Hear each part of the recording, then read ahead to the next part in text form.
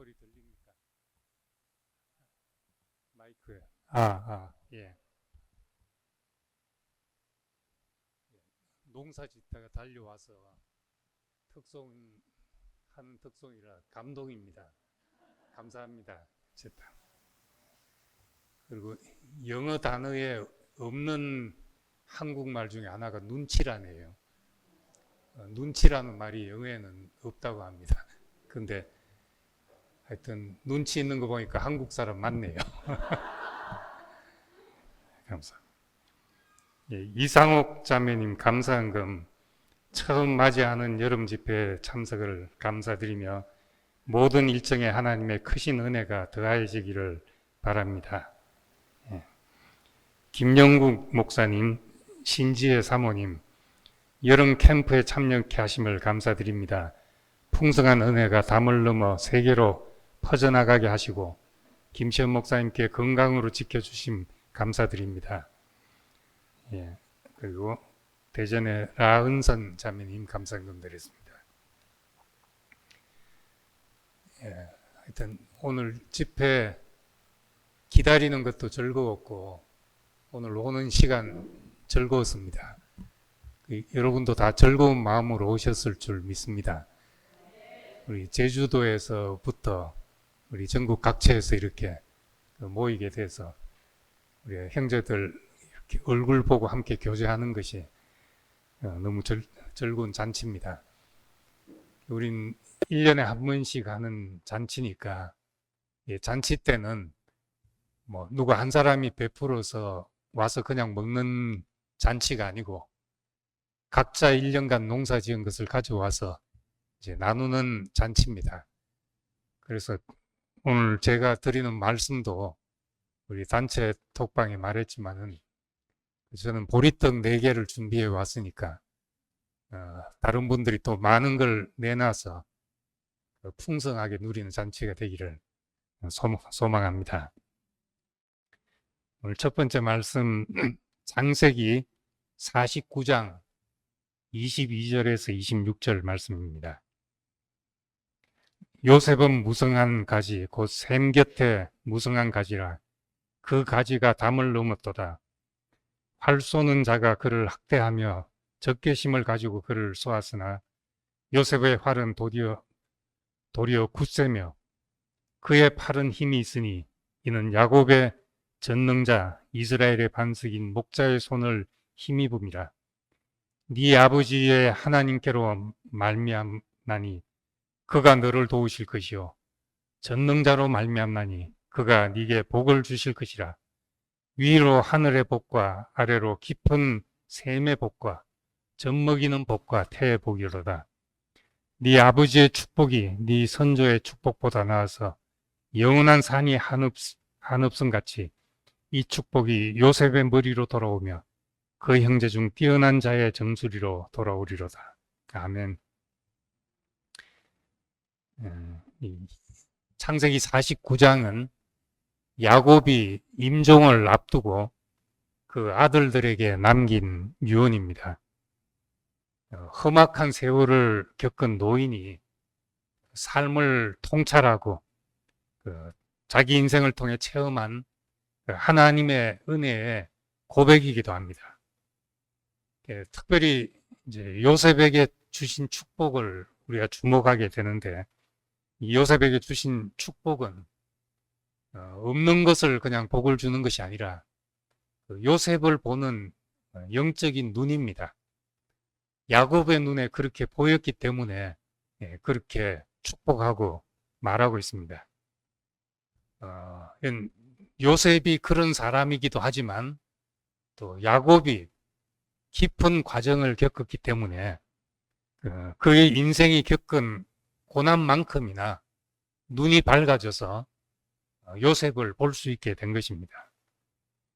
그래서 22절에 샘 곁에 무성한 가지가 담을 넘었다.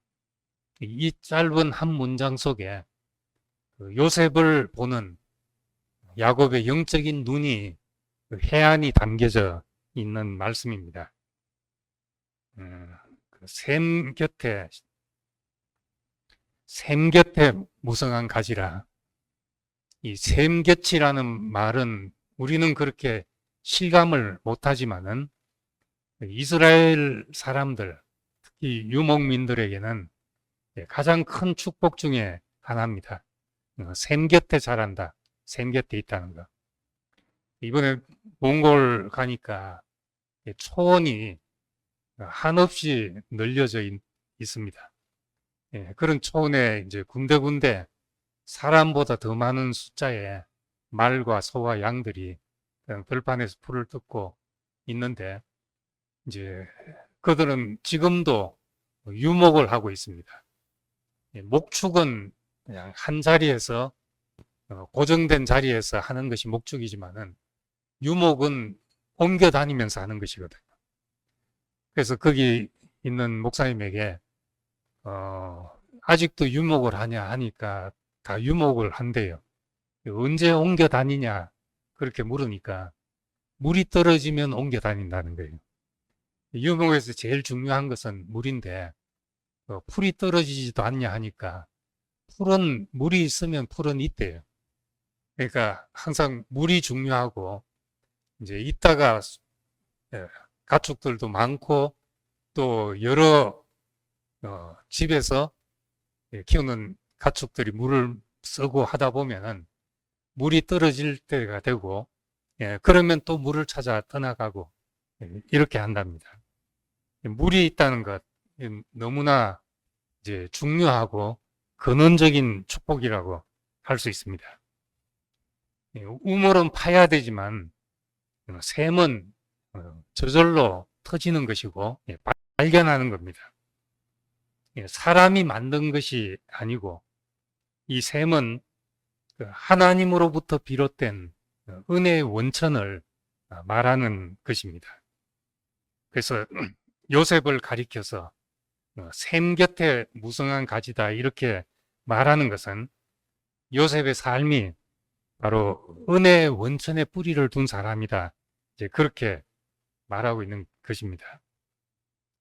그 샘을 이제 다른 말로 하면 하나님과 관계라고 부를 수 있습니다.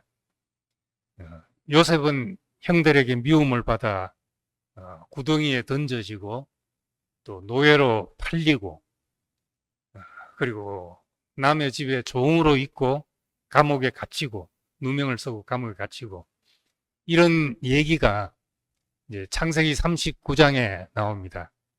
창세기 39장은 요셉이 가장 바닥으로 떨어졌을 때의 그 생활을 담은 장이 39장입니다. 근데 39장 3번이나 주께서 요셉과 함께 하심으로 그가 형통한 자가 되었다는 말씀을 합니다.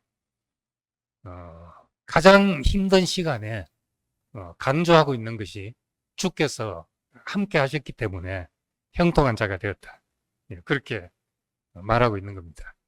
이것이 이제 요셉의 삶의 비밀이었던 것입니다. 사람들이 볼 때는 불행하다고 볼 수밖에 없는 시간인데, 그 보이지 않는 깊은 샘의 원천인 하늘과 연결되는 시간이었고, 그런 누림의 시간이었습니다. 샘 곁에 나무는 마르지 않는다 했습니다. 샘 곁에 무성한 가지다. 시편 1편에서도 복 있는 사람을 말씀하면서 비유로 시냇가에 심기운 나무 같다는 비유를 하고 있습니다. 샘 곁에 있다는 말은 우리가 하나님의 임재와 말씀과 은혜 안에 머물고 있다는 뜻입니다. 우리는 사람은 뭔가 좋은 것을 보면 소유하려는 본성이 있습니다. 내 것으로 만들어 놓고 내가 계속 누리고 싶어 합니다. 근데 성경에서 말하는 복은 내가 가지는 것이 아니라 하나님과 연결되어서 그 생명을 누리는 것입니다. 아버지의 것이 다 내 것이고 내 것이 다 아버지의 것입니다.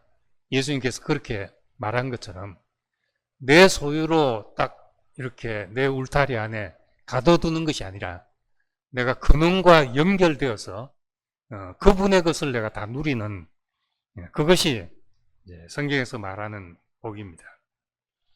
그래서 이 나무가 샘 곁에 있고 무성한 가지가 되다 보니까 가지가 이제 담을 넘었다 이렇게 표현합니다. 작은 화분에 심은 나무는 자라면 이제 큰 화분으로 옮기고 넓은 땅에 옮겨 심어야 됩니다. 우리 교회 이제 좁은데 화장실을 가리느라고 보기 좋게 이제 나무를 길쭉한 나무를 작은 화분에 심었습니다. 그 나무는 크면 굉장히 크게 자라는 나무인데 지금 주먹만한 화분 속에 담겨져 있습니다. 언제까지 저 화분에 담겨져 있을까? 처음 볼 때부터 그런 생각을 하게 되더라고요. 언젠가는 옮겨야 되죠. 언젠가 넓은 화분으로 또 넓은 땅으로 옮겨야 됩니다. 근데 이 뿌리가 샘에 닿아 있으면은 이제 가시는 무성해지는데 사막의 오아시스 하면 사막에 나무가 있어가지고 거기서 지나가는 사람들이 쉼을 얻는 곳이잖아요. 근데 대표적인 나무가 성경에 나오는 에셀 나무죠. 아브라함이 이삭을 위해서 에셀 나무를 심었다는 말씀이 창세기에 나옵니다. 그 에셀 나무가 대표적으로 사막에서 자란 나무인데 뿌리가 물 있는 데까지 찾아가다 보니까 긴 것은 30m 가량 된다고 합니다. 어마어마한 뿌리를 뻗어서 물가까지 뿌리를 내리는 나무입니다. 뿌리가 물에 닿아 있으면 겉은 메말라도 얼마든지 자랄 수 있게 되죠. 요셉은 이제 그런 나무 또 그런 사람에 비유할 수 있습니다. 화분에서 넓은 땅으로 옮겨 심은 무성한 나무같이 된 사람이었습니다. 야곱이 왜 이 말을 하고 있는가? 야곱은 자기 자신은 자기가 좋아하는 것하고만 살고 싶은 사람이었습니다. 내 사랑하는 아내, 내 사랑하는 자식, 내 소유, 이래 울타리를 짓고 여기까지가 내 것이다. 이렇게 하고 살고 싶었던 사람이죠. 결코 야곱은 스스로 담을 넘을 수 있는 사람이 아니었습니다. 그런데 사랑하는 라헬을 먼저 보내고 사랑하는 아들 요셉도 잃게 되고 자기 울타리가 다 허물어지는 과정을 겪게 됐습니다. 스스로는 울타리를 허물 사람이 결코 아닌데 다 허물어지게 되었고 내 집, 내 자식, 내 소유면 충분한 사람이었는데 다 잃고 나서 나중에 다시 요셉을 만났을 때 그제서야 이제 하나님의 섭리를 깨닫게 된 것입니다. 하나님이 이러려고 그러셨구나. 나는 결코 이런 일을 할 수가 없는데 먼 땅에 가서 모든 사람을 살게 하는 이런 마음 자체가 없는 사람인데 이상하게 하나님은 요셉에게 꿈을 주시고 또 역경을 주셔서 멀리 떠나게 하셔서 나중에 보니까 요셉의 가지가 담을 넘었구나 이렇게 알게 된 것입니다. 그래서 하나님은 요셉으로 하여금 야곱의 담장을 넘게 만든 것입니다. 담을 넘는 사람이 있었기 때문에 가족이 살고 온 세상이 살고 장차는 그리스도가 오는 당을 준비하겠습니다. 그러면 이제 내가 나를 위하는 것은 누구라도 자기를 지키고 싶어 하고 자기 울타리를 쌓고 싶어 하는데 나를 허물고 흩어서 내가 다른 사람을 위하게 될 때 우리에게는 환원적인 보상이 돌아오게 됩니다. 내가 나를 위하지 않더라도 흩어서 다른 사람을 위해서 살았는데 훗날 보니까 거기서부터 나를 살리는 것이 돌아오더라는 것이에요. 요셉은 그런 사람이었습니다. 이런 줄 알았던 자식인데 잃고 멀리 떠난 자식이 결국은 멀리서부터 사람을 살리고 들어와서 마지막에는 자기 가족까지 살리는 그런 사람이 되었던 겁니다. 그래서 가지가 담을 넘었다. 이 담을 넘었다는 것은 자기 경계를 넘는다는 뜻입니다. 하나님이 우리에게 복을 주실 때 그 복은 우리 안에 가둬두시지 않고 가지가 뻗어나가서 세상으로 뻗어나가게 하시는 겁니다. 오늘도 오기 전에 뉴스를 잠깐 보니까 영산강 하구 댐을 만들어서 영산호를 만들었는데 바닷물을 못 들어오게 하고 댐을 만들어서 물을 가둬서 그걸로 농사를 짓고 좋을 줄 알았는데 지금 그 물이 썩어가지고 6급수가 됐다네요. 6급수가 되면은 어떤 용도로도 쓸 수 없는 물이라는 거죠. 그 안에는 어떤 물고기도 살 수 없고 사람이건 짐승이건 쓸 수 없는 그런 물이 되어버렸다는 거죠. 쓰레기가 쌓이고 녹조가 끼고 그런 일이 생겼다고 이제 오늘 뉴스에 나오더라고요. 우리는 뭔가 가둬놓으면은 내 것이 될 줄 알지만은 고여있는 것은 썩게 마련이라는 거예요. 그래서 항상 하나님이 우리에게 주신 것은 흐르도록 하셨지 고여있게 하신 것이 없습니다. 에덴의 강이 흘러나와서 동산을 적시고 사방으로 흘러서 내 근원을 이루었다는 말씀이 나옵니다. 에스겔서에도 47장에 보면 환상 중에 본 환상이 성전 문지방에서 물이 흘러나와서 문지방에서 그냥 새 나오는 물인데 흐르다 보니까 처음에는 발목까지 차다가 허리까지 차다가 나중에는 강이 점점 범람해서 헤엄칠 수 없을 정도로 깊은 물이 되었는데 그 물이 보니까 흘러가는 곳마다 죽은 바다가 살아나고 물고기가 넘치고 강자호에는 12종류의 열매 맺는 생명나무가 자라가지고 그 잎사귀가 만국을 치료하더라. 그렇게 말하고 있습니다.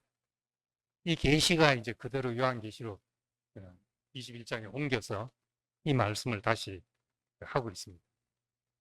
하나님이 하시는 일은 어느 시대나 이런 성질로 나타나기 때문에 우리가 무엇이든지 아무리 좋은 것이라 하더라도 고여 있으면 부패할 수밖에 없고 흐를 때 흘러가고 사라지는 것 같지만은 흐르는 곳마다 사람을 살게 하고 생명을 살게 하고 거기서 살아가는 것이 모든 것을 치료하는 일이 생기게 됐습니다. 그래서 요셉은 그런 사람이었습니다. 이젠 아버지의 집에서 형제들 안에 머물 수 없는 사람이었습니다. 하나님이 그 안에 두신 꿈이 있었기 때문에 흘러 넘쳐가게 된 것이죠. 표면적으로는 팔려가고 억울한 누명을 쓰고 감옥에 갇히고 이렇게 했지만은 하나님의 경륜 안에서 보면은 요셉은 에덴에서 흐르는 강물처럼 흘러내리는 사람이었습니다. 어디를 가든지 거기서 열매를 맺게 됐습니다.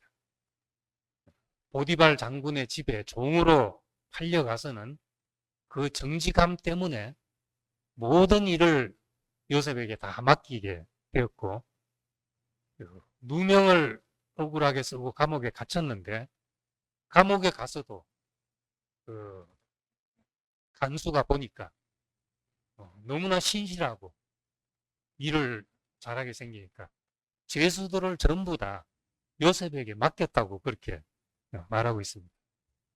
물론 똑똑한 면도 있었지만은 신실했고 이것을 두고 하나님이 그와 함께 하셨기 때문에 그렇게 됐다고 성경은 말하고 있습니다. 그리고 바로의 궁에서는 지혜로 나라를 살리게 됐던 것입니다. 생각해 보면은 좋은 보디발 장군의 종로로 하기 위해 태어난 것도 아니고 감옥에서 죄수를 관리하기 위해 태어난 것도 아닙니다. 그렇지만 그 처한 상황이 그런 상황에 처했는데 처한 상황마다 그가 사는 것을 통해서 함께 있는 사람이 복을 누리게 되니까 다음 길이 열리고 또 다음 길이 열렸던 겁니다. 그래서 우리는 이 요셉을 보면서 요셉과 함께 한 사람들이 요셉의 길을 열어주었던 거죠. 세상이라 할지라도 우리가 그 속에서 유익한 사람이 되면은 세상이 그 사람의 길을 열어준다는 것을 알 수 있습니다. 보디발 장군이 하나님의 일을 위해서 그랬겠습니까? 감옥에서 간수가 하나님의 지시를 받아 그랬겠습니까? 그 사람을 보니까 그렇게 해주고 싶은 사람이죠. 세상 사람이 봐도 그런 사람이 될 때 결국 보니까 하나님이 그 사람의 길을 그런 방식으로 열어가셨던 겁니다. 그래서 우리가 교회가 우리만 잘 살고 우리만 기쁨을 누리고 우리만 배부르고 그렇게 산다면은 세상이 우리에게 땅을 내어주겠냐는 거죠. 우리가 살도록 길을 열어주겠냐 하는 겁니다. 교회 들어오면 땅값 떨어진다 이러면은 교회 들어오는 거 다 반대하죠. 요즘은 이제 교회들이 웬만큼 자리를 잡았는데 재개발하는 회사에서 제일 골치 아파하는 데가 교회랍니다. 끝까지 안 나가고 버티는데 그리고 끝까지 돈을 더 받으려고 하는 데가 교회라는 거예요. 재개발하는 동네 가면은 악명 높은 데가 교회라고 이런 이야기를 목사들한테 들었어요. 세상이 그렇게 여기고 있다는 겁니다. 말하자면 제일 꼴통인 거죠. 세상에서. 교회 들어오는 것이 온 동네 기쁜 소식이 돼야 되는데 이 나쁜 소식이 되고 있으니까 이러면은 어떻게 우리가 땅을 차지할 수가 있겠냐는 거죠.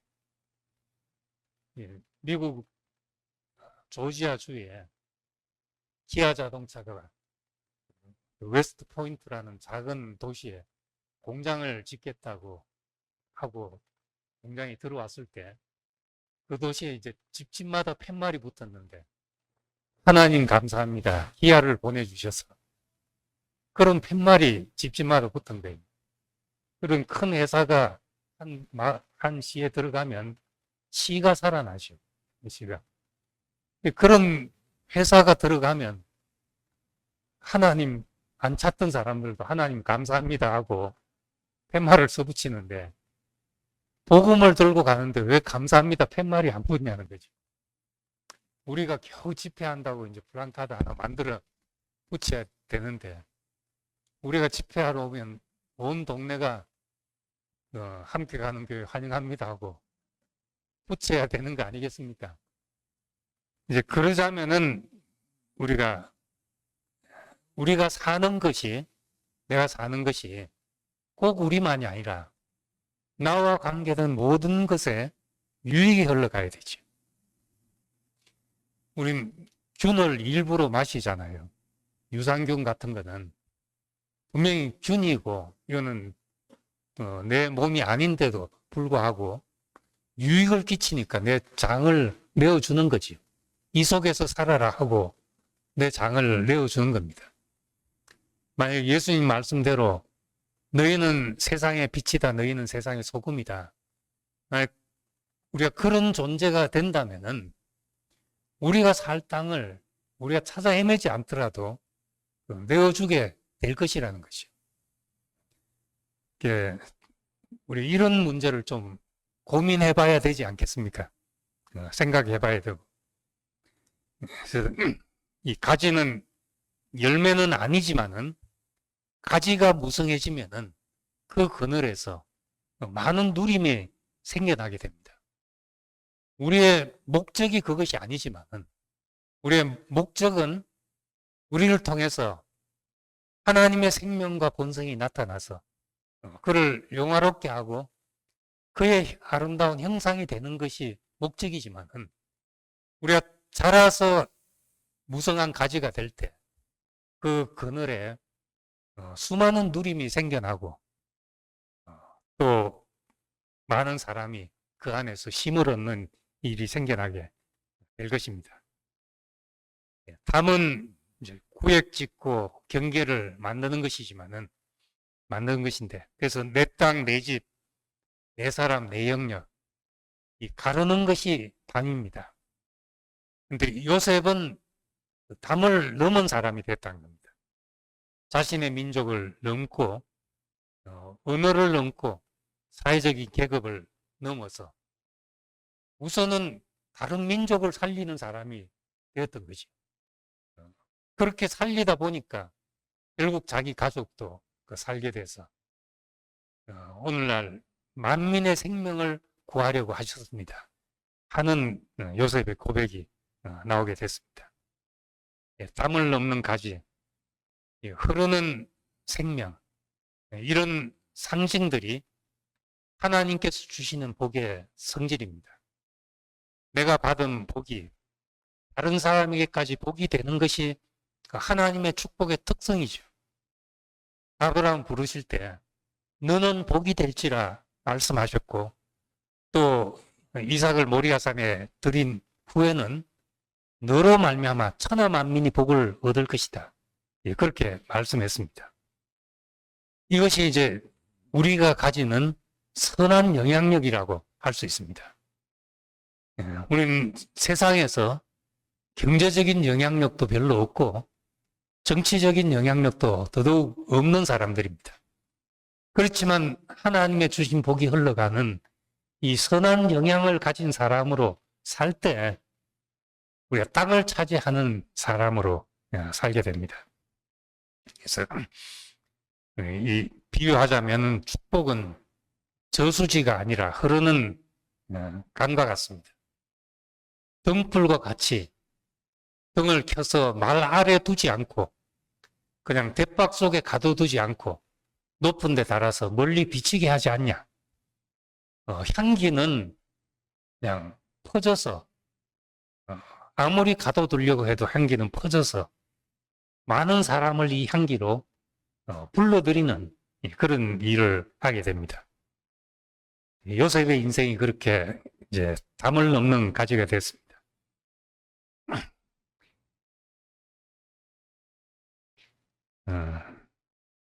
읽어보시고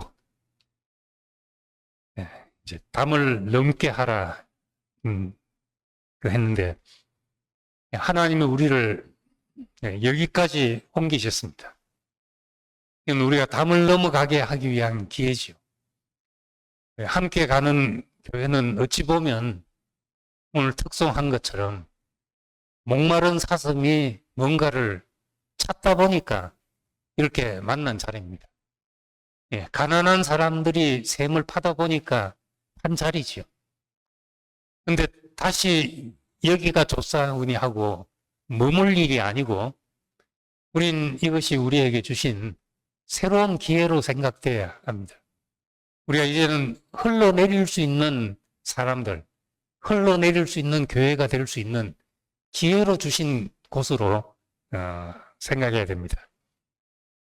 우리에게 이 은혜를 주신 것은 이 좋은 곳에 초막셋을 짓고 우리가 여기서 영원히 살자 이러려고 주신 것이 아니라 우리를 축복의 통로가 되게 하고 축복을 유통하는 유통업자가 되게 하기 위해서 우리를 부른 겁니다. 그래서 우리가 앞으로 가야 될 길은 좋은 것에 머물지 않고 울타리를 흘러서 이제 세상을 연결하는 다리가 되는 것이 우리가 가야 될 길입니다.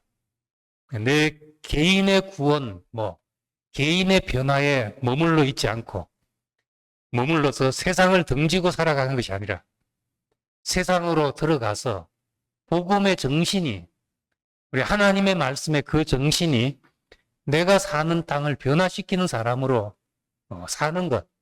이것이 우리가 가야 될 방향입니다.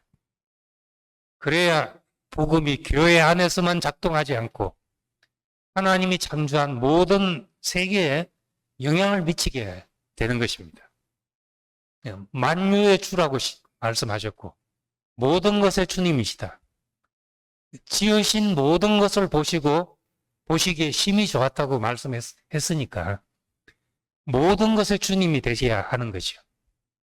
우리 영혼의 주님만이 아니라 우리 몸의 주님도 되시고 또 모든 자연 속에 하나님이 지은 모든 것에 주님의 그 마음과 주님의 성품이 흘러내릴 수 있도록 그러기 위해서 우리를 부르셨다는 겁니다. 그래서 오늘 생곁에 무성한 가지가 담을 넘었다는 이 말씀이 오늘 우리 교회의 이제 방향이 되기를 소망합니다. 기도하겠습니다.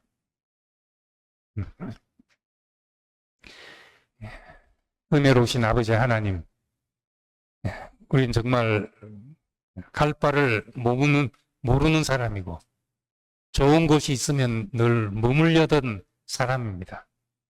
그러나 하나님의 은혜는 늘 흘러서 오늘 우리에게까지 왔습니다.